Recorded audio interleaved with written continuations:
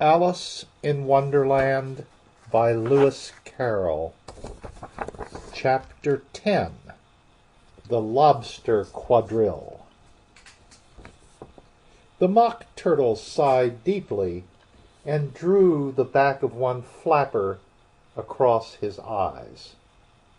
He looked at Alice and tried to speak, but for a minute or two sobs choked his voice. "Same as if he had a bone in his throat," said the Gryphon, and it set to work shaking him and punching him in the back. At last the Mock Turtle recovered his voice, and, with tears running down his cheeks, he went on again. "You may not have lived much under the sea." "I haven't," said Alice.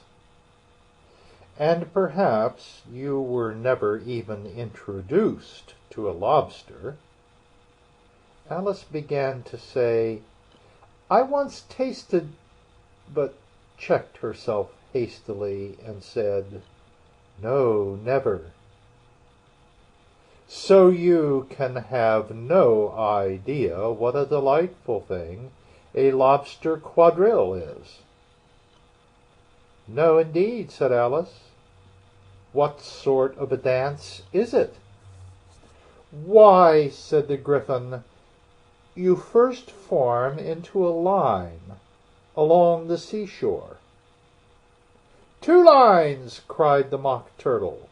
"Seals, turtles, salmon, and so on. Then, when you've cleared all the jellyfish out of the way—" "That generally takes some time," interrupted the Gryphon. "You advance twice, each with a lobster as a partner," cried the Gryphon. "Of course," the Mock Turtle said. "Advance twice, set to partners. Change lobsters and retire in the same order," continued the Gryphon.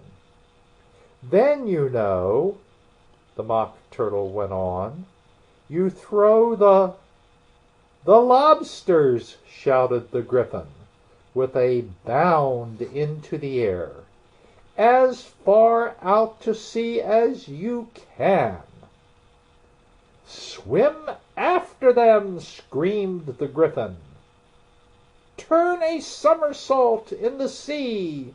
cried the Mock Turtle, capering wildly about. "Change lobsters again!"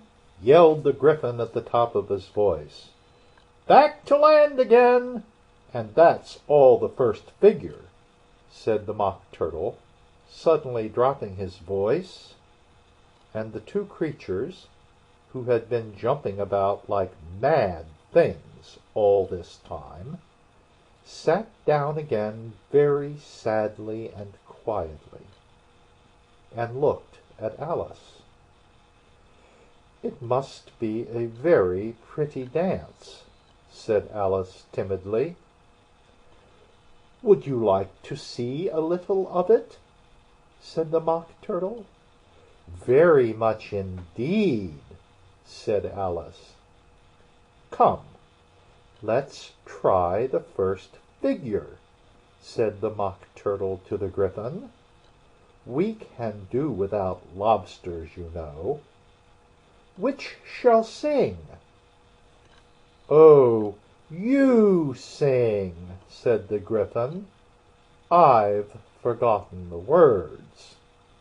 So they began solemnly dancing around and round Alice, every now and then treading on her toes when they passed too close, and waving their forepaws to mark the time, while the Mock Turtle sang this, very slowly and sadly. "Will you walk a little faster?" said a whiting to a snail. There's a porpoise close behind us, and he's treading on my tail. See how eagerly the lobsters and the turtles all advance. They are waiting on the shingle. Will you come and join the dance? Will you, won't you, will you, won't you, will you join the dance? Will you, won't you, will you, won't you join the dance? You can really have no notion how delightful it will be when they take us up and throw us, with the lobsters, out to sea. But the snail replied, too far, and gave a look askance. Said he thanked the whiting kindly, but he would not join the dance. Would not, could not, would not, could not, would not join the dance. Would not, could not, would not, could not join the dance. What matters it how far we go? His scaly friend replied. There is another shore, you know, upon the other side. The further off from England, the nearer is to France. Then turn not pale, beloved snail, but come and join the dance. Will you, won't you, will you, won't you, will you join the dance? Will you, won't you, will you, won't you join the dance? Thank you. It's a very interesting dance to watch, said Alice, feeling very glad that it was over at last. And I do so like that curious song about the whiting. Oh, as to the whiting, said the Mock Turtle, you've seen them, of course. Yes, said Alice, I've often seen them at She checked herself hastily. I don't know where Din may be, said the Mock Turtle, but if you've seen them so often, of course you know what they're like. I believe so, Alice replied thoughtfully. They have their tails in their mouths, and they're all over crumbs. You're wrong about the crumbs, said the Mock Turtle. Crumbs would all wash off in the sea. But they have their tails in their mouths, and the reason is... Here the Mock Turtle yawned and shut his eyes. Tell her about the reason and all that, he said to the Gryphon. The reason is, said the Gryphon, that they would go with the lobsters to the dance. So they got thrown out to sea. So they had to fall a long way. So they got their tails fast in their mouths. So they couldn't get them out again. That's all. Thank you, said Alice. It's very interesting. I never knew so much about a whiting before. I can tell you more than that, if you like, said the Gryphon. Do you know why it's called a whiting? I never thought about it, said Alice. Why? It does the boots and shoes, the Gryphon replied very solemnly. Alice was thoroughly puzzled. Does the boots and shoes? She repeated in a wondering tone. Why, what are your shoes done with? Said the Gryphon. I mean, what makes them so shiny?" Alice looked down at them and considered a little before she gave her answer.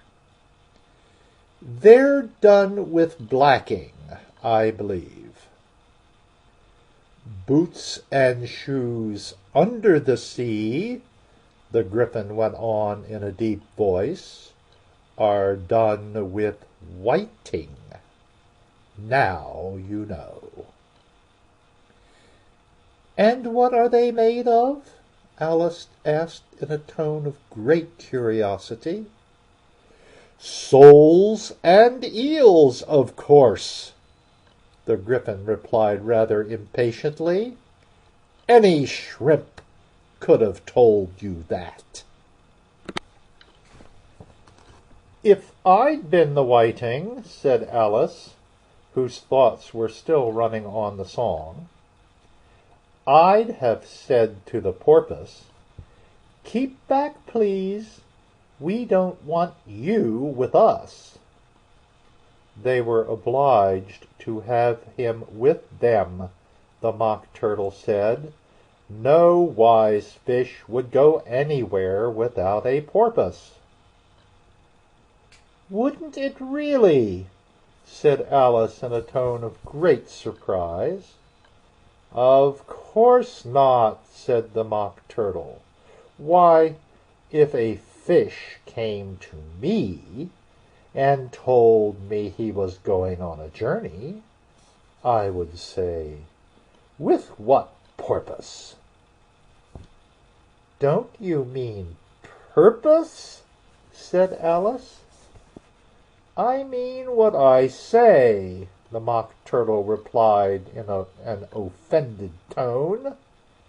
And the Gryphon added, "Come, let's hear some of your adventures."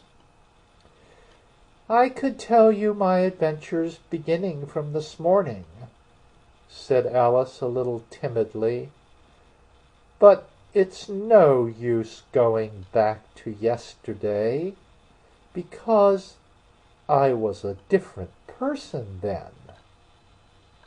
"Explain all that?" said the Mock Turtle. "No, no, the adventures first," said the Gryphon in an impatient tone. "Explanations take such a dreadful time." So Alice began telling them her adventures from the time when she first saw the White Rabbit. She was a little nervous about it just at first. The two creatures got so close to her, one on each side, and opened their eyes and mouths so very wide. But she gained courage as she went on. Her listeners were perfectly quiet till she got to the part about her repeating, "You are old, Father William," to the caterpillar, and the words all coming different. And then the Mock Turtle drew a long breath and said, "That's very curious." "It's all about as curious as it can be," said the Gryphon. "It all came different," the Mock Turtle repeated thoughtfully. "I should like to hear her try and repeat something now. Tell her to begin." He looked at the Gryphon as if he thought it had some kind of authority over Alice. "Stand up and repeat. 'Tis the voice of the sluggard," said the Gryphon. "How the creatures order one about, and make one repeat lessons," thought Alice. "I might as well be at school at once." However, she got up and began to repeat it. But her head was so full of the lobster quadrille that she hardly knew what she was saying, and the words came very queer indeed. "'Tis the voice of the lobster," I heard him declare. "You have baked me too brown. I must sugar my hair. As a duck with its eyelids, so he with his nose trims his belt and his buttons, and turns out his toes. When the sands are all dry, he is gay as a lark, and will talk in contemptuous tones of the shark. But when the tide rises and sharks are around, his voice has a timid and tremulous sound." "That's different from what I used to say when I was a child," said the Gryphon. "Well, I never heard it before," said the Mock Turtle, "but it sounds uncommon nonsense." Alice said nothing. She had sat down with her face in her hands, wondering if anything would ever happen in a natural way again. "I should like to have it explained," said the Mock Turtle.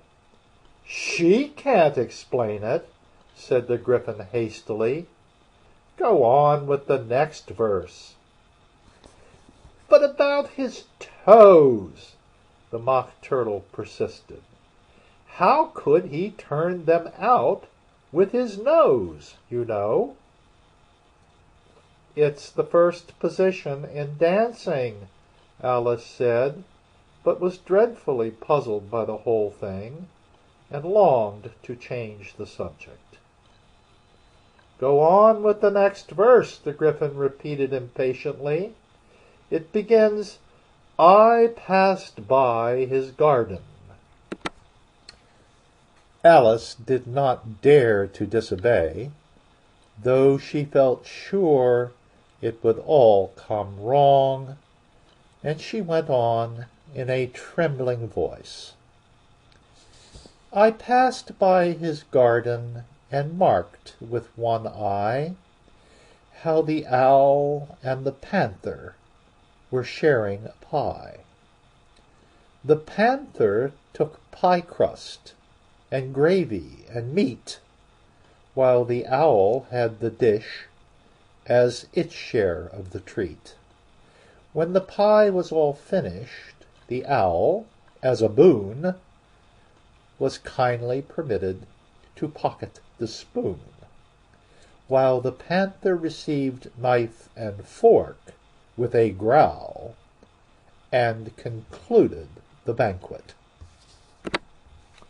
"What is the use of repeating all that stuff," the Mock Turtle interrupted, "if you don't explain it as you go on?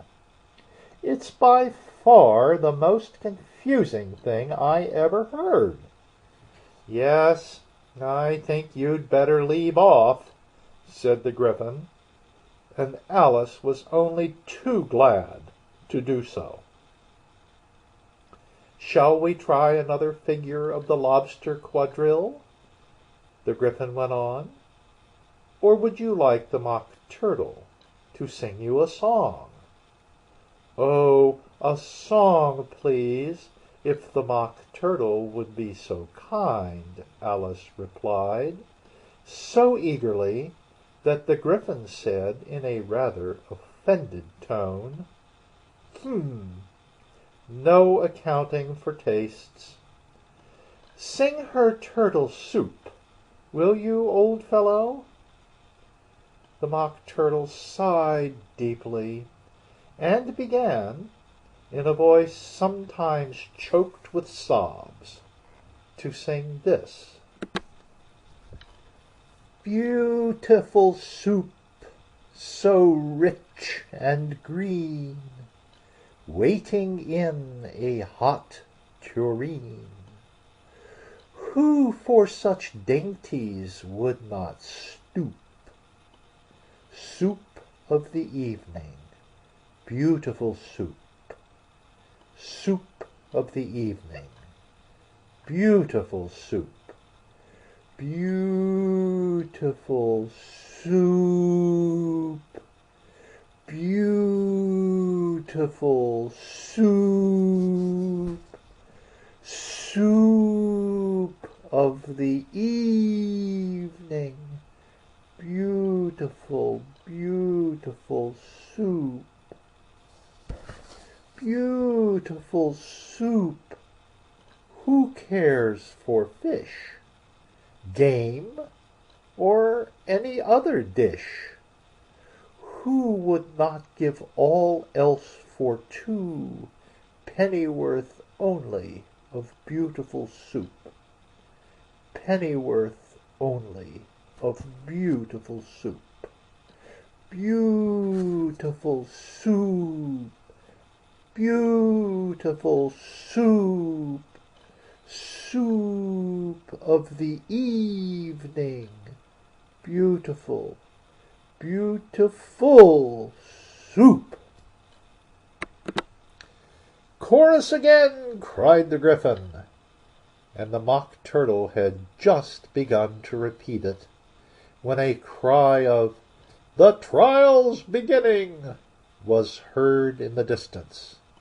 "Come on," cried the Gryphon, and, taking Alice by the hand, it hurried off, without waiting for the end of the song. "What trial is it?" Alice panted as she ran. But the Gryphon only answered, "Come on," and ran the faster, while more and more faintly came, carried on the breeze that followed them, the melancholy words, "Soup of the evening, beautiful, beautiful soup." End of chapter 10.